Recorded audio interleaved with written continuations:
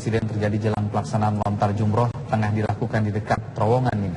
Lokasi pusat kejadian terjadi di Jalan Nomor 204, tepatnya di dekat tenda penampungan para jemaah haji.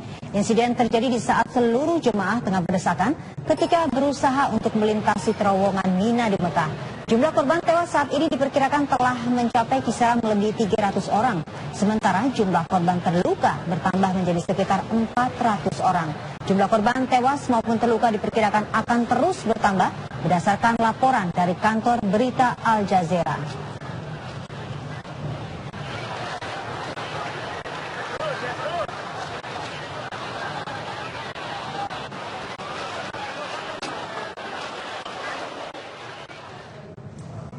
Lebih dari 300 jemaah haji dikabarkan meninggal dunia. Sementara 400 orang lainnya dikabarkan terluka. Informasi ini pertama kali didapatkan dari akun Twitter Badan Pertahanan Arab Saudi. Informasi ini menyebar cepat di media sosial. Lokasi insiden ini diketahui berada 5 km di luar kota Mekah. Belum ada keterangan pasti penyebab insiden tersebut. Namun sejumlah keterangan para jemaah haji dalam kondisi berdesak-desakan. Ini ada sebuah informasi dari juru bicara Kemenlu Armanata Nasir, Sinta, yang menginformasikan bahwa pertama kejadian terjadi di jalan menuju tempat lontar jumroh di antara tenda-tenda di Mina. Kemudian yang kedua, awal kejadian karena ada sekelompok jamaah yang tiba-tiba berhenti sehingga terjadi penumpukan dan desak-desakan. Ketiga, kejadian terjadi sekitar pukul 7 pagi waktu setempat. Kemudian keterangan yang keempat, sebagian besar korban adalah jemaah dari Mesir dan Afrika. Jadi memang diduga karena ada yang sempat berhenti, desak-desakan tidak bisa terhindarkan. Keterangan resmi berikutnya itu bahwa ini bukan merupakan jalur yang digunakan oleh jemaah asal Indonesia untuk menuju lontar jumroh. Kemudian keterangan yang berikutnya sampai saat ini telah dicek ke rumah sakit Mina dan belum ditemukan WNI jadi korban.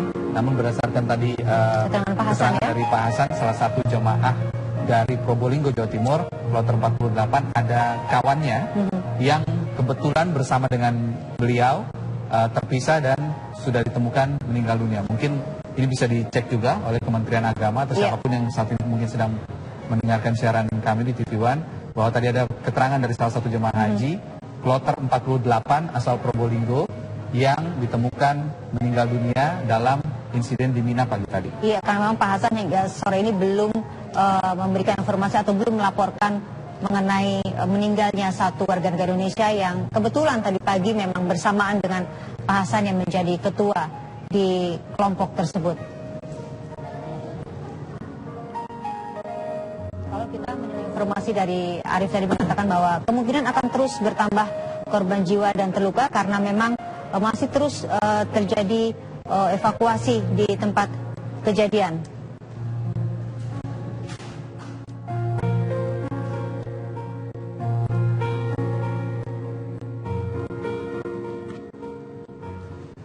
Kini kita akan terhubung dengan Ketua Komisi 8 DPR RI, Bapak Saleh Daulay, yang saat ini sedang berada di sana. Assalamualaikum Pak Saleh. Waalaikumsalam warahmatullahi wabarakatuh.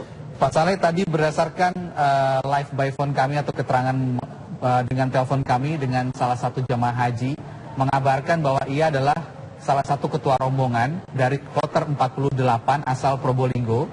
Dia sempat terpisah dengan temannya, kemudian setelah ditemukan beberapa saat kemudian temannya meninggal dunia. Mungkin ini bisa jadi bahan Pak untuk kemudian bekerja sama juga dengan Kadaker yang di sana untuk mengecek rumah sakit.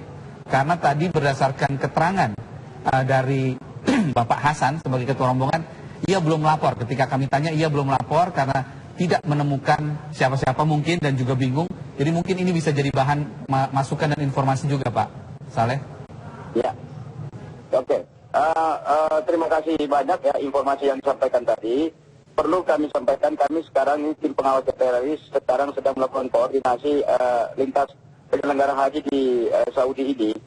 Saya barusan saja ini berbicara dengan Kepala Operasi Satuan Pengamanan dan Perlindungan Jamaah kita, Letnan Kolonel Muklis.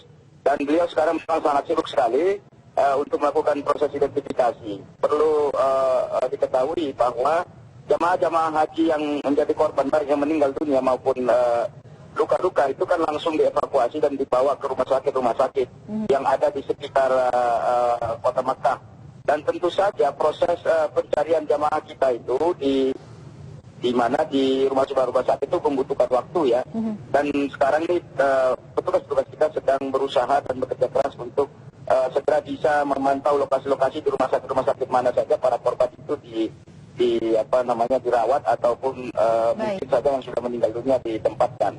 Baik, Pak Saleh. Tapi perlu Pak Saleh, maaf Pak, harus kita jeda sedikit karena kita sudah harus masuk waktu maghrib untuk wilayah DKI Jakarta. Sekitar ini kita akan kembali dengan informasi Anda, Pak Saleh. Usai azan maghrib. Selamat menjalankan ibadah sholat maghrib bagi Anda yang menjalankannya. Kini kita akan lanjutkan lagi perbincangan kita dengan Pak Saleh Daulay. Pak Saleh? Ya.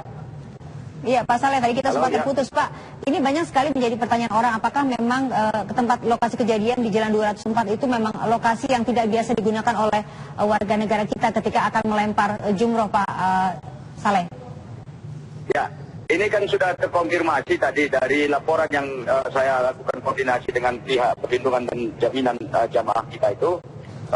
Memang jalur yang Syariq Al-A'raf itu atau Syariq Al-A'raf 204 itu sebetulnya bukanlah rute rute yang dilalui oleh para jamaah haji kita. Itu adalah rute yang dilalui oleh jamaah Turki dan Mesir dan beberapa negara Timur Tengah. Nah, karena itu memang kita berharap bahwa jamaah kita tidak begitu banyak menjadi korban. Kalaupun ada korban dari jamaah kita, saya kira ini adalah jamaah-jamaah memang yang memisahkan diri dari rombongan-rombongan yang semestinya. Dan tadi malam ketika tim pengawas DPR RI itu melakukan perjalanan dari Arafah menuju Musdalifah, memang kita melalui jalur ini, jalur Turki ini. Ya, jadi kita melihat memang jamaah haji itu luar biasa banyaknya, yang baik yang melalui kendaraan bis maupun yang berjalan kaki. Dan jalan kaki luar biasa banyaknya. Sehingga memang tadi malam itu juga macet total ya ketika mobilisasi massa perpindahan dari Musdalifah menuju Mina.